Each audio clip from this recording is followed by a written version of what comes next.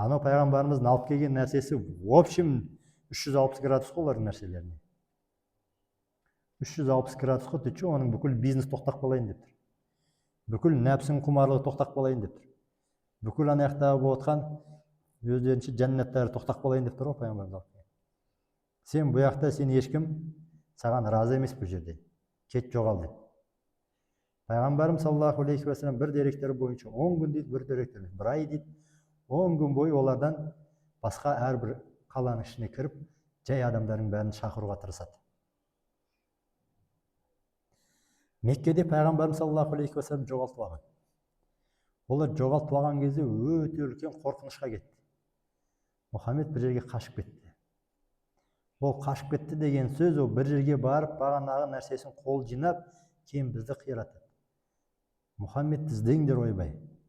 Оны кім табады, оған басына 100 түйе береміз. Живой и мертвый деп тұр ғой. Қандай болса да кім алып келеді деп. Ол жерде өздерімен өздері шу болып жатыр. Пайғамбарымыз саллаллаху алейхи ва саллям әрбір адамға, мейлі үлкені болсын, мейлі кішісі болсын, Таифта сөйтіп жүрген кезде бағанағы басшылар айтады: Мұхаммед қай үйге, қай кімге жолығады, бірден сол жақтан қуыңдар, және өздерің балаларыңа айтып таспен аттырыңдар дейді. Қай жерге бармасын, уже балалар кішкентайларға дейін дайын тұрады қолдарында тастарымен. Пайғамбарымыз өткен баратқанда көшелерде коридор болып тұратын дейді. Коридор. Коридор білесіздер ғой? Адам ортасына салған кезде таспен бәрі атқылайтын. Бұл коридордан пайғамбарымыз саллаллаху алейхи ва саллям жанында кім ғана жүр? Зайд ибн Хариса жүр.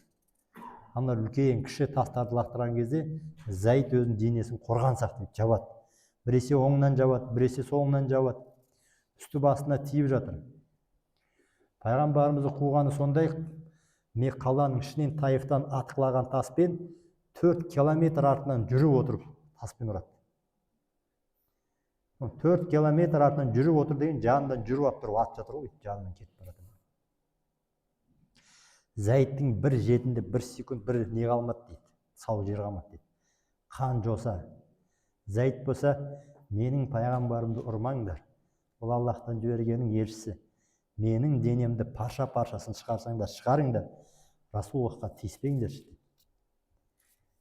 Оның бар арманы пайғамбарымыздың жолында өзінің жанын, өмірін пида қылып, сол жақта арманына жету. Пайғамбарымыз саллаллаху алейхи ва салламнан бәрібір Зайдтан өтіп тастар пайғамбарымызға тиіп жатыр. Пайғамбарымыздан аққан қан аяқ киімін шын қанға толтырды дейді. Сөйтіп пайғамбарымыз саллаллаху алейхи ва саллям оларға өте қатты ренжілу киілі өтіп бара жатып ар шетіндегі бұл Сақиф тайпасы ғой. Сақиф тайпасына 10 күн немесе бұлар Сақиф тайпасына осындай қатты таяқ жеген дейді. Сөйтіп ар шетіне бағанда Утба және Шайба ибн Рабиға деген екі ағайындының. Олар негізі пайғамбарымызға жақын туысқан болып барады. Солардың бақтарына дейін барды дейді. Ол Таифтан 4 километр алыста орналасқан жер болады. Олар сол уақытқа дейін қолап барған еді. Пайғамбарымыз саллаллаху алейхи ва саллям сол Утба және Шайба ибн Рабиғалардың несіне бағына кіріп, сол жерде бір суға бет аузында қандарын сүртіп, пайғамбарымыз өте еңсесі қатты ренжулі 2 рәкат намазын оқыды дейді. Сөйтіп Утба мен Шайба бұның намаз оқып, бет аузын жуып жатқанын қарап бақылап тұрып, Аддас деген құлдары бар. Аддас деген құлдарын ол негізі Нинова деген жерден келген христиан адам болатын, бірақ та басы байлы құл. Сол құлдарын арқылы қолына бір жүзін беріп, ана бейшараға барып берші деп шетінен қарап тұр екеуі бақылап. Бұл кісі келіп пайғамбарымызға жүзін бергенде пайғамбарымыз саллаллаху алейхи ва саллям жүзімді алғанда бисмиллах деп алды дейді аузына. Ананың көзі шарасынан шығайын деп қалды дейді Аддастың. Бұл сөзді мен қанша жыл жүрмін, бұл жерде өйтіп ешкім сөйлемейтін еді дейді. Бисмиллах деген бір Алланың атымен деп, бұл жерде барлығы пұтқа табынады. Бір Алланың атымен деген сөзді біз жақтаған айтушы еді дейді. Пайғамбарымыз саллаллаху алейхи ва саллям одан сұрайды: сен қай жақтансың? Мен Ниновадан келген едім дейді. Мені құл қылып бүйтіп сатып осында жеткен едім дейді. Сен онда болсаң, өзімнің бауырым Юнус алейхисаламның жерінен екенсің ғой дейді. Юнус алейхисалам деген қайсысы? Балық жейтін адам білесіздер ғой. Кит жеп қойған адам. Сол китті жеп қойған халықтың адамы екен бұл, бағанағы Аддас деген адам. Сол кездегі ол менің бауырым, ол да пайғамбар елші Юнус алейхисаламның жерінен кепсің ғой сен деген кезде, ана кісі бүйтіп оның мүбәрак денесіне қарап айтқан сөздеріне, бисмилласына қарап, Юнус алейхисалам танитынына қарап, пайғамбарымыз саллаллаху алейхи уассаламға бірде айттым дейді. Ашхаду ан ла илаха иллаллах, ашхаду анна Мухаммада абдуху расул. Сен сияқты адам, сен сияқты айтқан сөздермен, сен сияқты адам өтірікші болу мүмкін емес. Мен де куәлік етем, Аллахтан басқа құдай жоқ, және сен оның әрі елшісі екен. Ана Утба мен Шайба ибн Рабиға қарап тұрып, ананың жанына барып, мынанта есі ауысыпты дейді ғой. Кеткені көп емес еді дейді. Мынауды қуыпты ғой дейді ғой, жанында аналар қарап тұр. Сөйтіп ана кісі не дейді? Өмір бойы іздеген жолым осы дейді. Пайғамбарым сіздің жолыңызда бағанағы жаныңызда жүрген Зайд ибн Хариса сияқты мен де денемді тастарға, оттарға төсегім келеді. Мен де сізді қорғағым келеді. Сіздің жаныңызда жүріп, сіздің дініңізге қызмет қылғым келеді. Мен сізбен бірге кетсем бола ма дегенде пайғамбарымыз саллаллаху алейхи уассалам, әй дейді, Аддас дейді, сен кішкене сабыр етіп күте тұр дейді. Жақын арада менің есімімді жер әлемнің шет-шетінен еститін боласың дейді. Менің есімім жер әлемнің бәрі шет-шетінен жаңғырып шығатын болады, сол кезде келіп маған қосыласың дейді. Қазір тура сол жерде болған оқиға, пайғамбарымыз сол жерде отырған жерде Аддас мешіті деген мешіт салынып қойған. Кімде-кім умраға, Мекке, Мединаға баратын болса, сол Аддас мешітіне кіріп, 2 рәкат намаз оқысаңыздар абзал. Бұл не дегеніміз? Бұл пайғамбарымыздың өмір баянын сіздер біліп отырсыздар, қай жерге жүргенін біліп отырсыздар. Таифқа барып, Таифтың қандай екенін барып біліп көріп көріңіздер. Таифтағы адамдардың қандай қатыгез жауыз екенін біліп көріңіздер. Олар сондай, әрбір елдің тайпалары болады ғой. Сол ішіндегі ең жауыз тайпасы Таифтан болып отыр. Сол кездегі бұл Таифтан пайғамбарымыз саллаллаху алейхи уассалам өз естелігінде айтады. Сол жерде Айша анамыздан келген Сахих аль-Бухари мен Аль-Муслимда келетін кітапта айтылады. Я Алланың елшісі, сізге өміріңізде ең қатты ауыр болған қай күн деп айтады.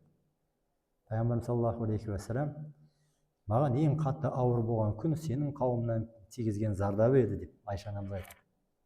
Ол маған Ухуд күнінен де қатты ауыр тиген еді. Ухуд күнінде білесіздер, Хамзадан айырылады, қаншама 77 сахабадан айырылады. Пайғамбарымыздың тісі сынады, пайғамбарымыздың дулығасының жеріндегі темірлер бетіне кіреді, иығын сындырады, пайғамбарымыз кірпішпен бетін ұрады, жерге құлатады. Пайғамбарымыз саллаллаху алейхи уассаламды өлді деп айтады сол кезде. Бірақ та ол күн емес дейді, маған ең қатты ауыр болған дейді.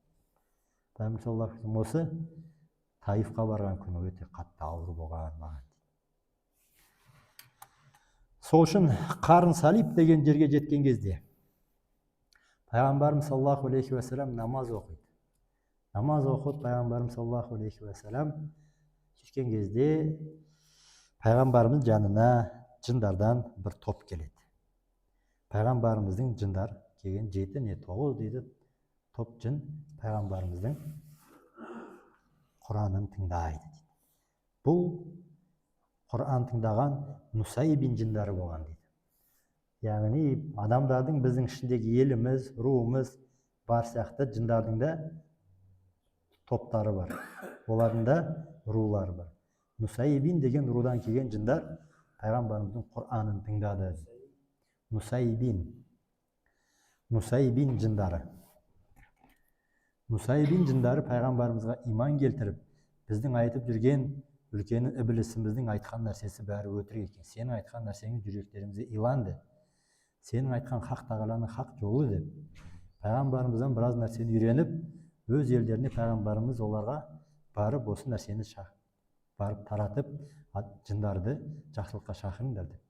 Өйткені пайғамбарымыз саллаллаху алейхи уассалам тек қана адамдарға емес, адамдарға және жындарға жіберілген пайғамбар. Сол үшін бізде жындардың бар екен, бәріміз білеміз. Біреуді жын ұрады, жын кіреді дейміз, білесіздер ғой. Ол жындарды қалай шығарады? Жындарды алдымен иманға келтіреді. Ля илаха иллаллахын калимасын салдырады. Немесе сондай калимасы иманы бар мұсылман жын барып ана жынды өлтіреді. Немесе анау өзі дінге кіріп өзің мұсылманға қиянат жасамайды дегеннен кейін адамнан шығады деген сақты әңгімелер. Оның бәрі хақ.